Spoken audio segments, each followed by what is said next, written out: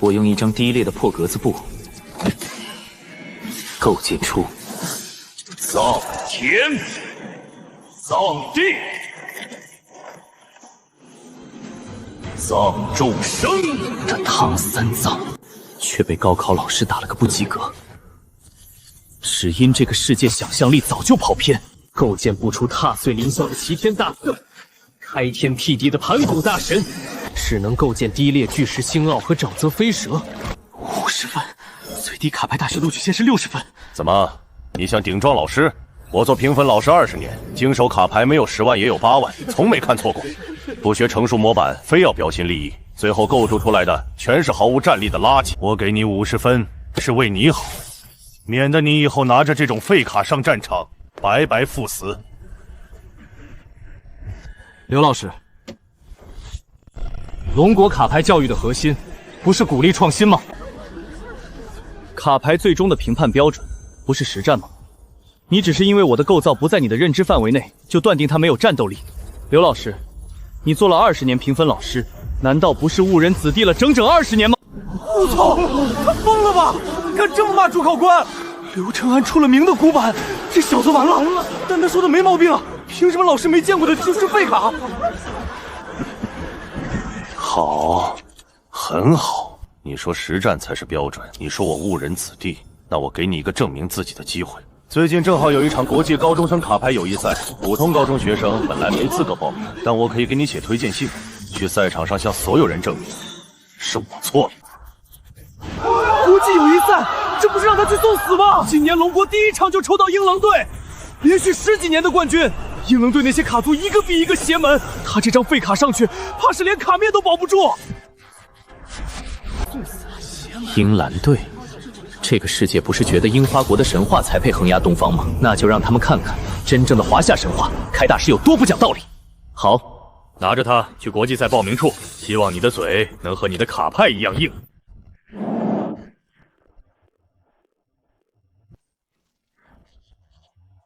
王浩，你这个懦夫了！第2场又被秒，现在第3场你借口拉肚子躲厕所，龙国队的脸都让你丢尽了。教练，我来参赛。刘承安推荐的，出动张叔，这老顽固疯了。龙国0比樱花2，换上。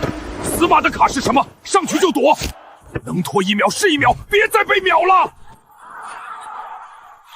山本界选手已经连斩龙国2人，如果第3场再胜，他将完成1穿3。龙国队最后一位选手张民，他的卡牌是1星唐三藏，疑似由驱魔和尚变种购置。1星和尚打2星半景影怨灵，这不是送吗？龙国队真没人了。比赛开始。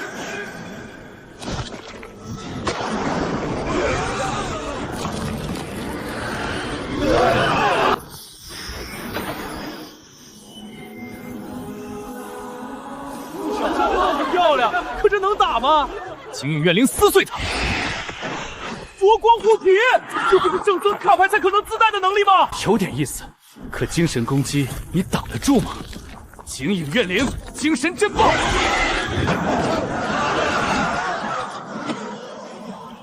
不可能，1星和尚怎么可能免疫精神震爆？该我了。精英连胜，你怎么又趴在地上爬来爬去？比赛场地是公物，你这样钻来钻去，弄坏地板怎么办？就算弄不坏，满地阴气，清洁起来也很麻烦。女孩子家家的，头发这么长还拖地，多不卫生。万一踩到自己摔倒怎么办？万一吓到花花草草又怎么办？这不是驱魔经文，这到底是什么东西？贫僧还有9981条个人卫生建议没讲完，你怎么就听不下去了？秒了！1星卡牌把2星半景影怨灵说没了。张明牛逼！本轮龙国队张明胜。丑女，英韩队第2张2星半怨灵卡竟然提前入场了！回归！上一场刚刚双方卡牌还没重置。比赛继续。真不讲规矩，那就别怪唐三藏不讲佛法。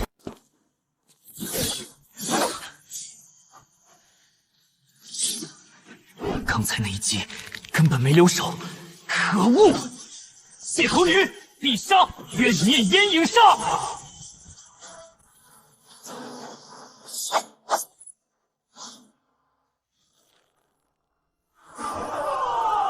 这不是法师，这肌肉比猛男卡还离谱。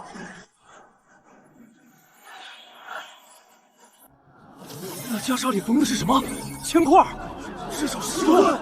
他刚才穿着10吨袈裟在打。大威天龙。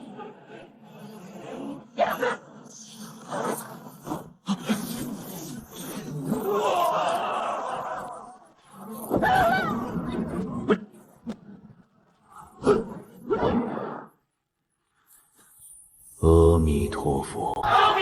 张敏，给做我的故乡！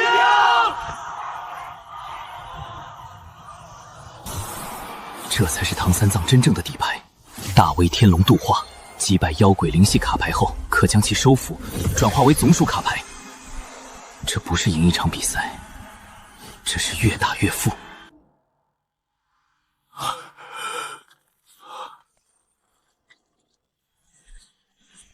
你不是平分20年，你是误人玄帝20年。军团卡，英兰队最后一张牌是稀有的异星军团卡，哥布林小队。你的和尚克制怨灵，可哥布林是怪物系。张明，你的好日子到头了。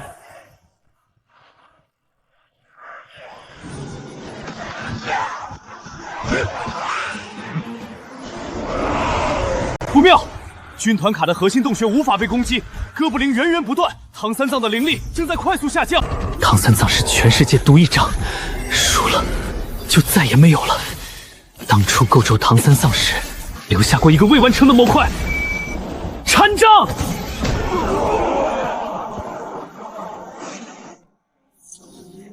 真的是禅杖吗？故弄玄虚，多一根武器只会增加灵力消耗。你见过冒蓝火的加菲林吗？什么？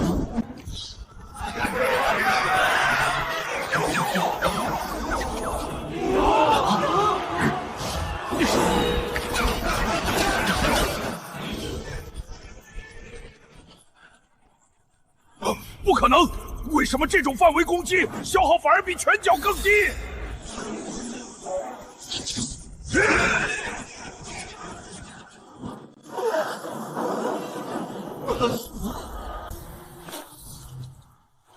比赛结束，胜者龙国代表队张明，一张卡1穿3，龙国队晋级。张明，唐三藏无敌！谁说龙国没有自己的神话卡牌？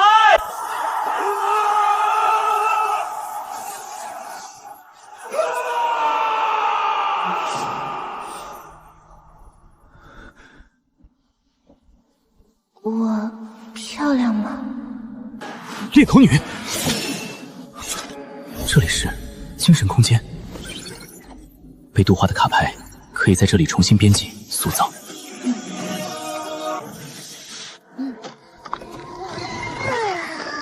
你们樱花国构筑卡牌都不考虑出场通道的吗？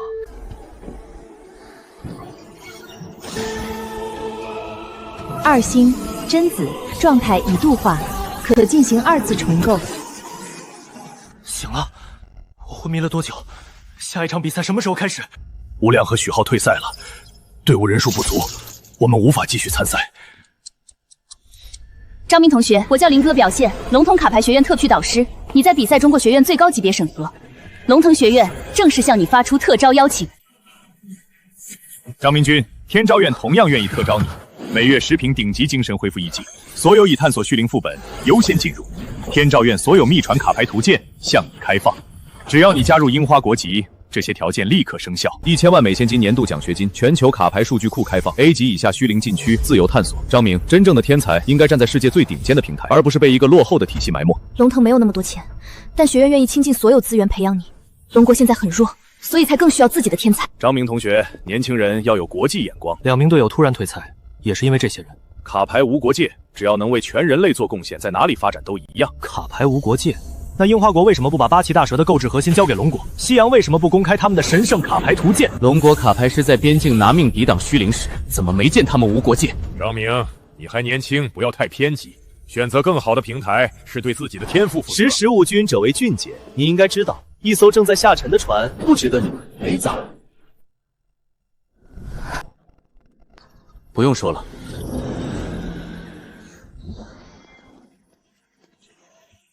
我选龙腾学院。知道自己拒绝了什么吗？知道。可我更知道自己是谁。我是龙国人，我要构筑的神话也只会属于龙国。为什么？他们给出的条件几乎没人能拒绝。他们想要的不是培养我，而是买断我。龙国少一个天才，他们的优势就多一分。真到淤灵全面入侵那天，我这种外来者也只会是第一个被神仙被送上前线的炮灰。这个少年比我想象中清醒得多。只要变强，我还要让那些被遗忘的神明重新降临个世界。纯想象构筑，就像徒手盖100层高楼，稍有错误便会精神崩溃。素材卡则是地基和骨架。这不是废卡，这是那只敢踏碎凌霄、掀抛天童的猴子——齐天大圣孙悟空。卡牌除了星级，还有品质之分：灰色劣质、白色普通、绿色优良、蓝色精良、紫色史诗、金色传说、红色神话。你的唐三藏能淹压2张2星半卡牌，至少也是蓝色精良。怎么测试？通、优良、精亮、石花品质、金色，传说级卡牌。才金色，我还以为至少是红色神话。传说卡虽强，升级也最难。唐三藏想要升星，必须吞噬同为金色传说品质的相关素材，那种东西只有高阶虚灵才可能掉落。所以我需要先培养一套普通擦组，用它们获取资源，再反哺唐三藏。错，而且真正强大的卡师从来不靠一张王牌，召唤卡、武器卡、陷阱卡、领域卡，再加上卡牌之间的羁绊，才能组成完整体系。羁绊存在牢固关系的同时生场，便可能触发特殊增词。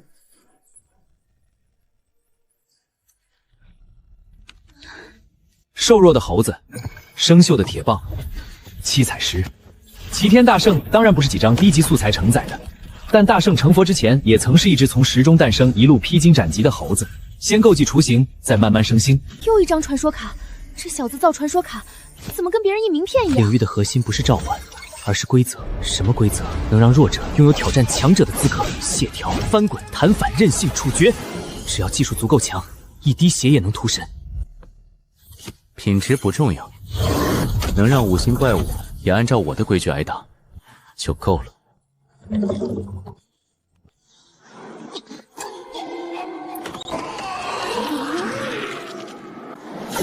虚灵，可这里是中海市腹地，更是国际赛事招待所，虚灵怎么可能无声无息潜入？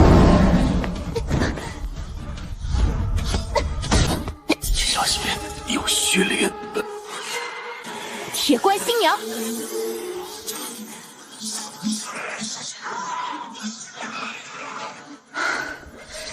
撑到协会支援，我们就能活。你当然能让我活着回去，可你未必能活到天亮。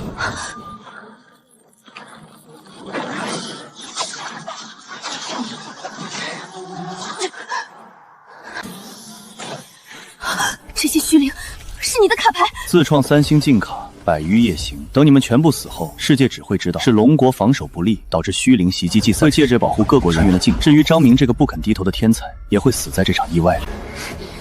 纸人兵马，黑白虚龟，石门守护。收回石狮，你还有机会逃。为了一个刚认识的学生，值得吗？所有人都在劝张锦离开龙国时，他选择了相信我。既然他敢把后背交给我，我就不会让任何人碰他。放开那个女人，让我来。你终于舍得出来了，想用唐三藏超度我的5星真子，可惜1星和5星之间的差距不是品质能够弥补的。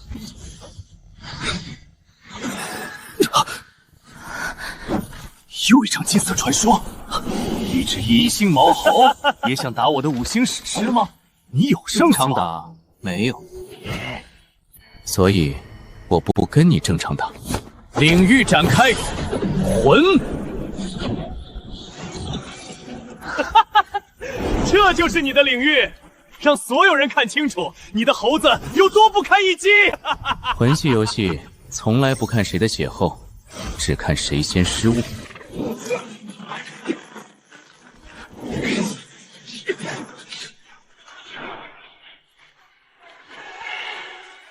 不可能！一星卡牌怎么可能躲开5星攻击？给我撕碎它！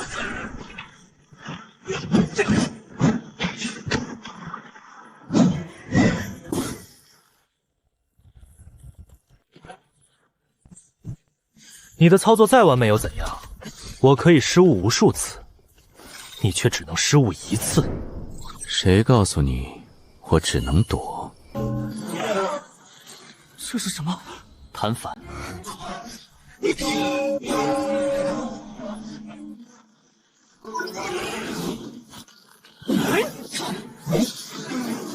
规则伤害，区一张白色领域卡，怎么可能拥有这种规则？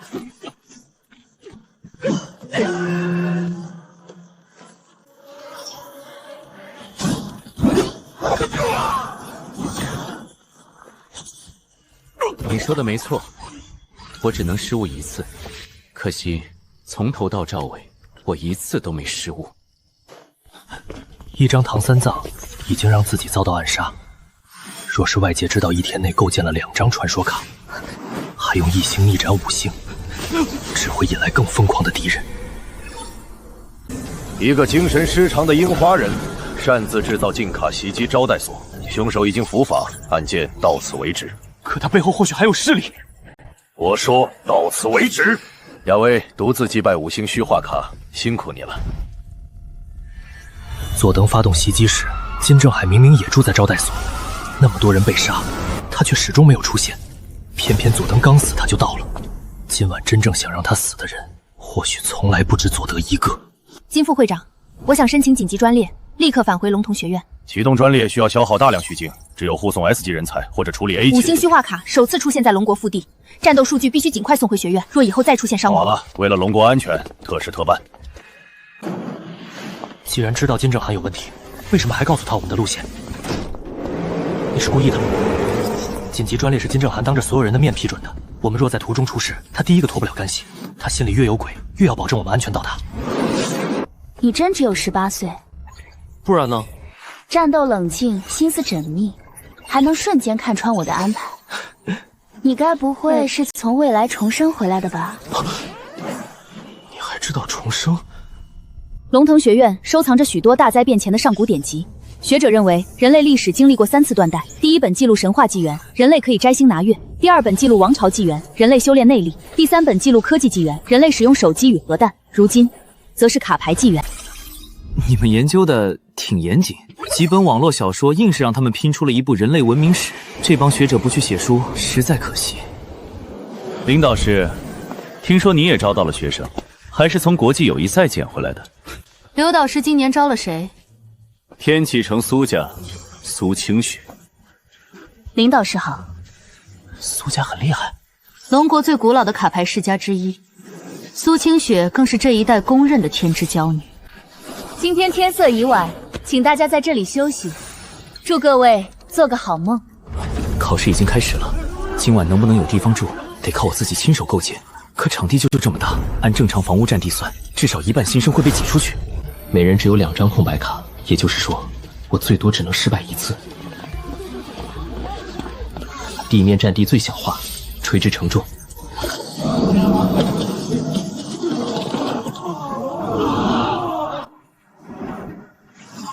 第一个完成剑的人是谁？林雅薇导师的学生张敏。把房子建到天上，除了招摇还有什么用？他看见了你没看见的东西。场地不够所有人使用，张明既不想委屈自己，也不想占据别人的生存空间，所以选择向上发展。观察力够速度，空间利用全部满分。兄弟，是考核，快找地方，山满就要被淘汰了。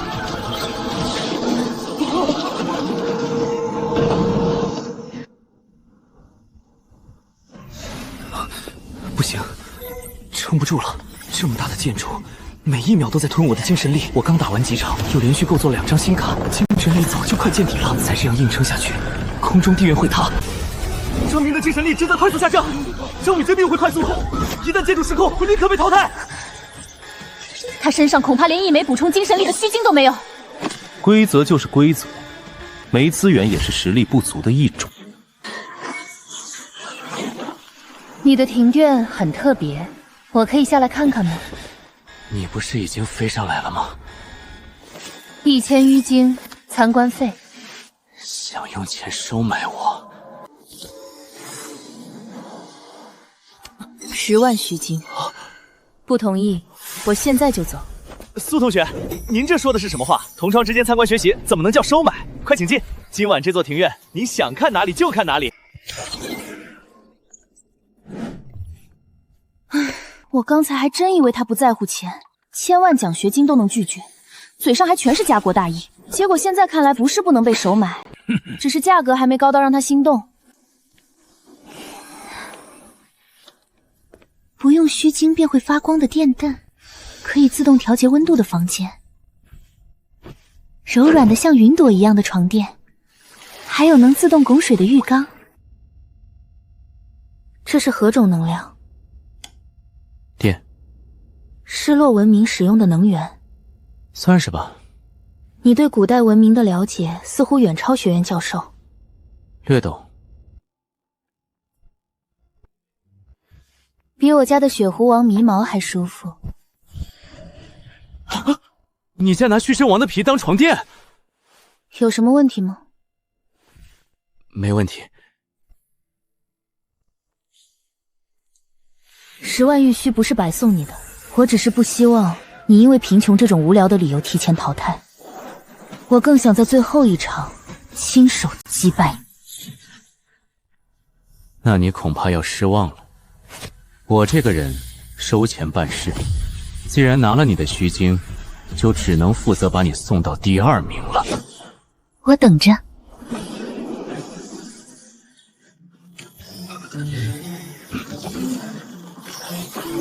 第1场试炼，稳了。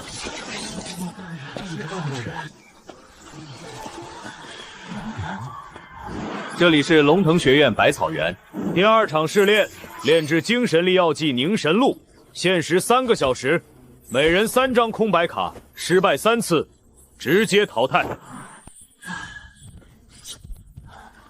丹方呢？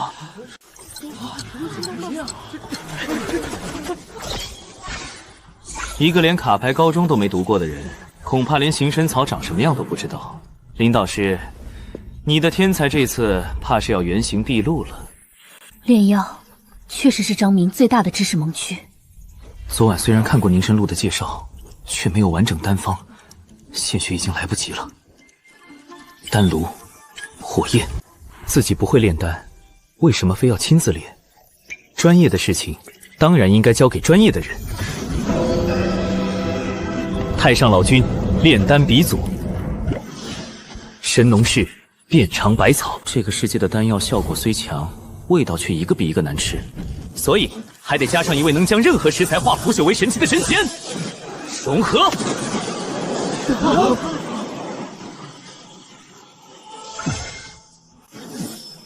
又是金色传说，可现在考的是炼丹，他召唤一个人物出来干什么？作弊！他让卡琳替自己考试。规则上写了，必须由学员本人亲手炼制吗？神君，麻烦帮我炼几份凝神露。世间本无丹神，只要用心，人人皆可成丹神。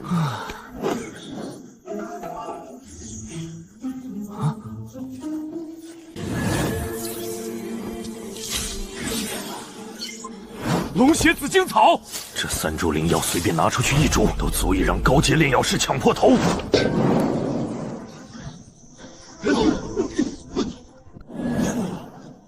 哈哈哈哈！我就他不会炼丹，这哪里是炼药，分明是在炒菜。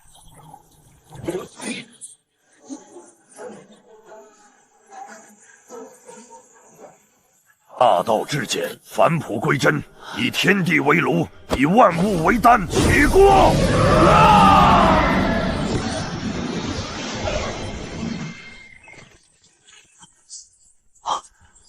不是凝神，不是星神路，那就是失败。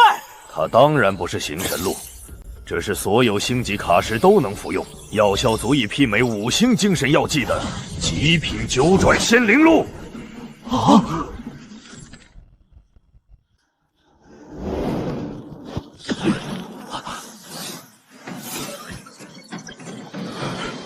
他还想干什么？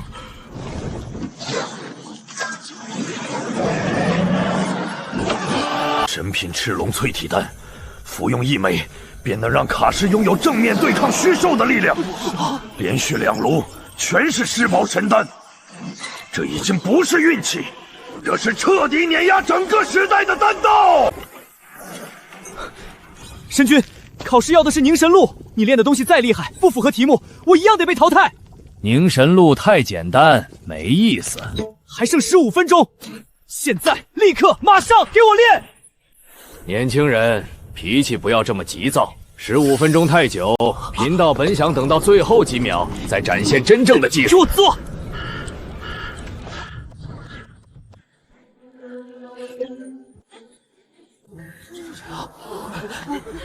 别人都是拿玉瓶，他扛个麻袋干什么？里面该不会全是废丹吧？你的凝神露呢？都在里面。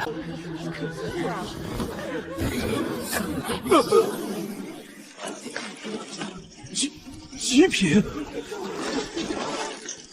还是一品。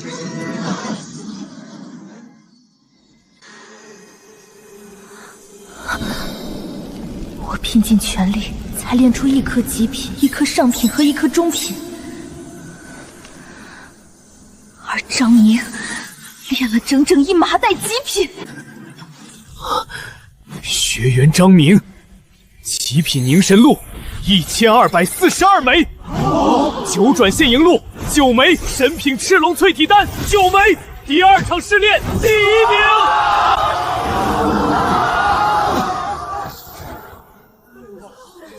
苏同学，你昨晚说要亲手淘汰我，这场是你赢了，下一场我会赢回来。那你可得快点，不然第2名坐久了会习惯的。无耻！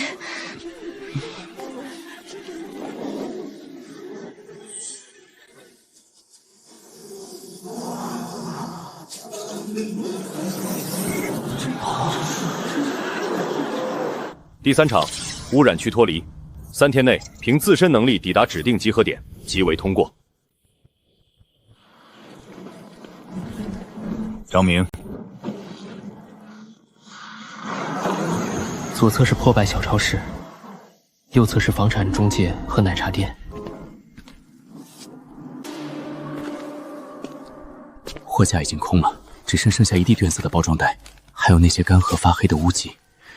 这里之前恐怕发生过不止1场混乱。出来吧，唐三藏！哎呀，贫僧才来就看见满地垃圾，这是谁这么不讲公德？闭嘴！跳下来也不打招呼，砸坏地板怎么办？叫你乱丢垃圾，叫你破坏公义，叫你打断贫僧讲话。这是僧侣卡，这哪里是驱魔和尚？这分明是物理超度。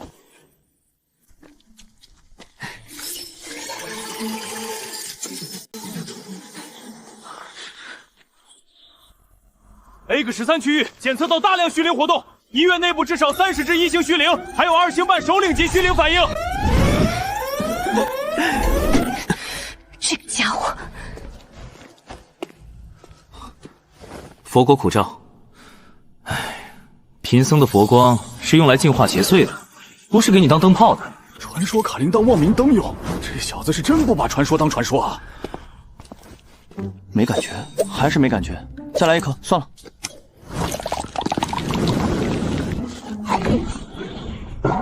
饱了。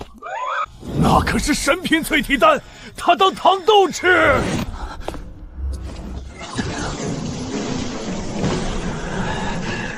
张明，小强，你不能死啊！护士姐姐，快来救人啊！2星半首领级虚灵远增，张林动不了，只靠唐三辉一个，危险了！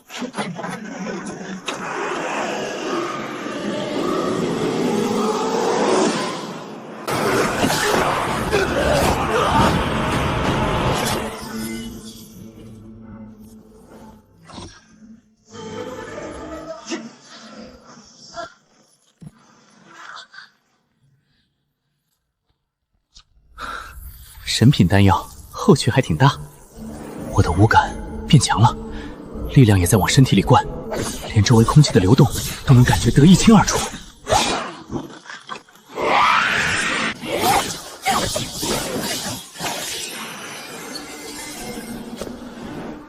差不多适应了。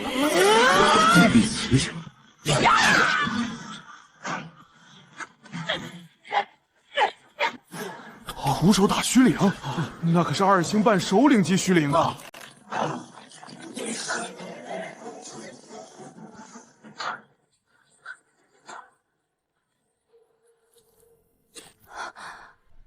这个姿势，这个角度，还有他胸口的剧烈的起伏，他竟然在对一只虚灵做这种事，变态啊！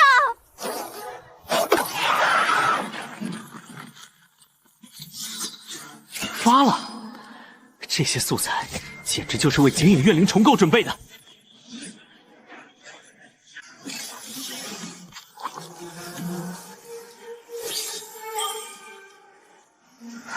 这张卡很强。苏同学，你也来了？这是神将洋晃。哦。就这可是我苏家神将五子良将之一，你这是什么反应？我还以为苏家大小姐怎么也得召出吕布、关羽、张飞，或者卧龙凤锤之类的。你怎么知道这些名字？略懂一点古代神将体系。那你知道关羽？当然。温酒斩华雄，过五关斩六将，万军当中取上将首级如探囊取物。无双神将里只记载了关羽败走埋城，被东吴所杀。可在张明口中，关羽不再是失败者，而是忠义无双、威震天下的绝世猛将。张明越讲，苏青雨眼睛越亮，他甚至不自觉坐到病床边，双手托腮，像个乖巧听课的学生。这位将军，你怎么不说话？是不爱说话，还是不想和贫僧说话？对了，你妈贵姓？先说这么多，再讲几天几夜都讲不完。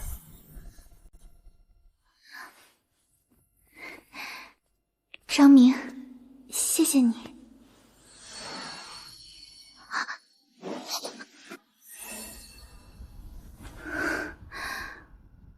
我想请你教我构建真正的神将。你不是有导师吗？那不一样，学院导师只教通用知识，不会传授核心构筑秘密。只要你愿意教我，我答应你，以后你修炼所需的虚金，我来提供。你需要的素材，只要苏家有，我也会尽力帮你拿到。还有，你有其他要求，也可以提。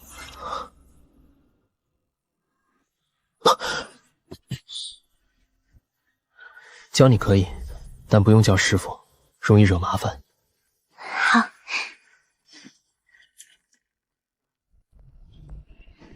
跟我走，我熟悉这里。完了！怎么了？苏清雪是路痴。啊！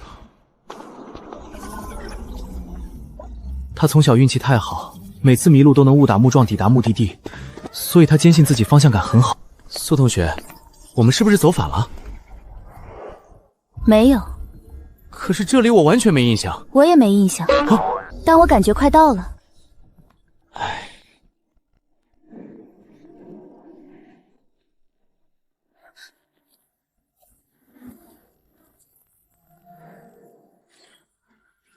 四星虚兽，双神裂口。这里为什么会有四星虚兽？这一定是学院安排的隐藏关卡，击败他，才能真正脱离污染区。你确定？相信我，我很熟悉这里。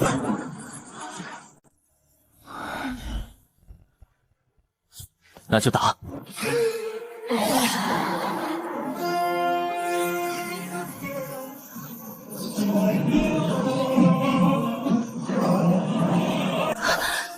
成了！啊！仅凭几句话，就让苏清雪构筑出史诗神将。张敏的价值远不止他自己能造传说卡。准备好了吗？上！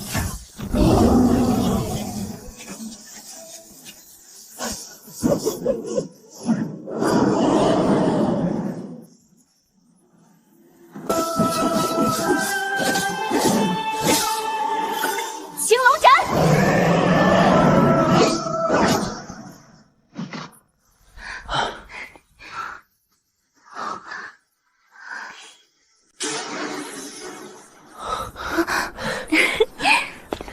手还牵着，而且是十指紧扣。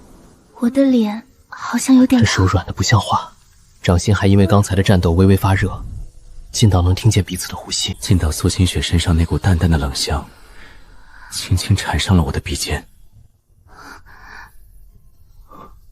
空气像被雾气熏得发烫。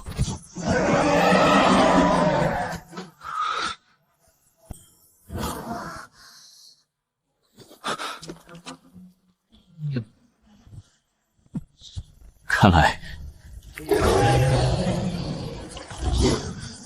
刚才那一下不算过关。不是复活，是共生。虚能链接，两具身体共用一个核心，只要其中一只没死，另一只就能被拉回来。必须同时斩杀。对，你压左边，我压右边。别拖我后腿。这话应该我说。斩！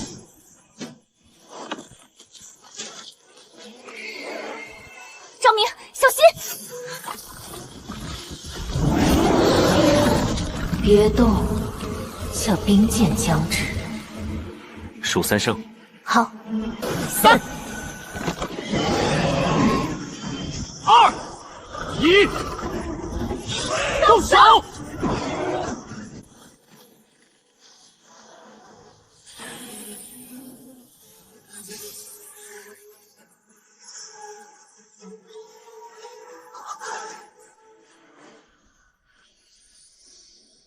归你。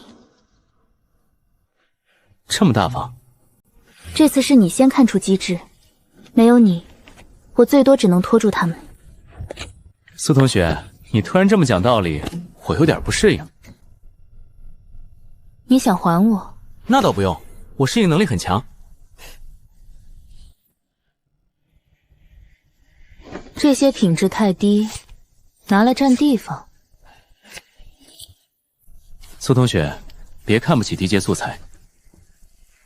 低阶素材上限有限，上限这种东西，本来就是拿来打破的。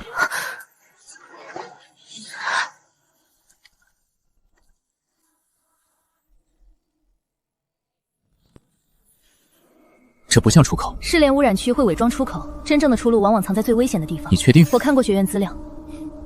行，信你一次。站住！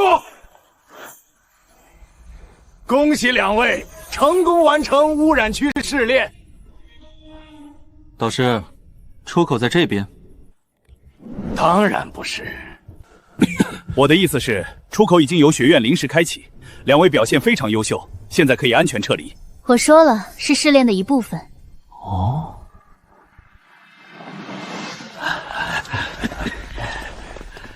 再晚3秒，他们就进真实虚境了。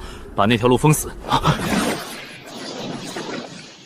另外，通知林老师，这2个新生，一个敢走，一个真敢写。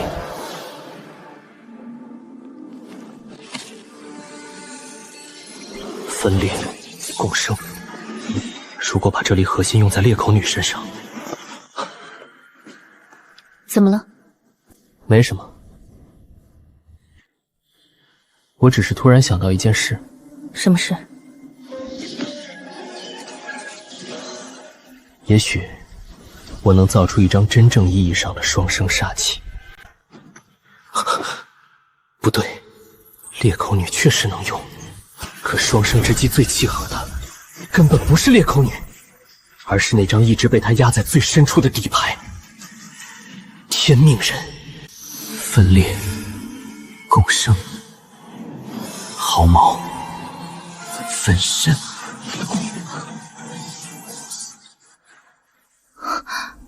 张明，等我一下。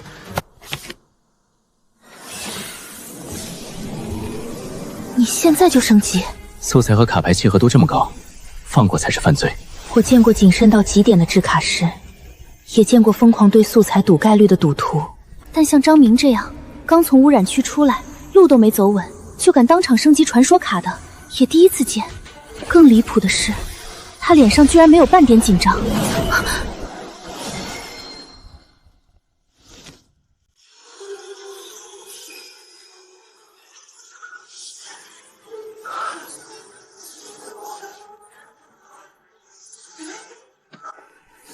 10个相同属性的分身，低调。张明，以后你再说自己只是普通新生，我会直接让关羽砍你。出事了，撤离点被堵了。虚兽？不是虚兽，是樱花国的交换生，他们守在出口，专门等龙腾学员撤离。已经有10几个血被打废，核心卡牌都碎了。卡牌师最珍贵的不是胜负，是核心卡。核心卡被毁，轻则精神力反噬，重则一辈子再也无法成为真正的卡牌师。这不是切磋，这是断人前程。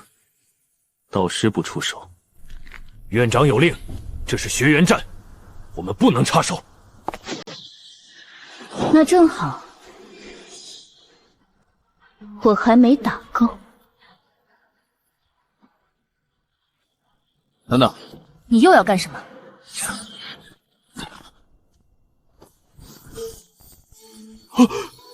这是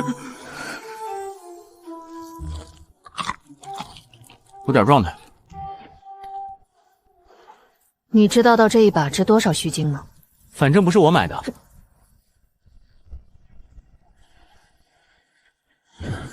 我却莫名想起刚才雾里的那半寸距离。看什么？看你吃的够不够，不够我还有。闭嘴！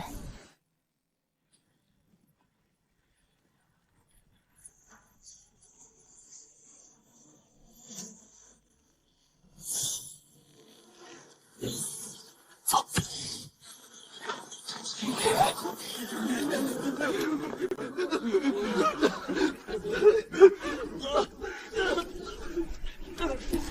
龙腾学院的新生。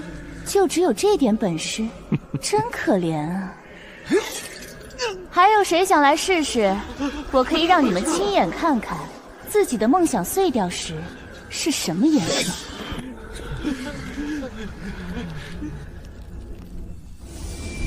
让一下。四小兵，救兵！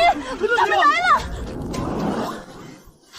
哟，这次终于来了2个像样的。那个男的留给我。真可惜，我还想陪这位小哥哥玩玩呢。你踩他多久了？怎么心疼了？没有，我只是想算一下，等会让你跪多久才算公平。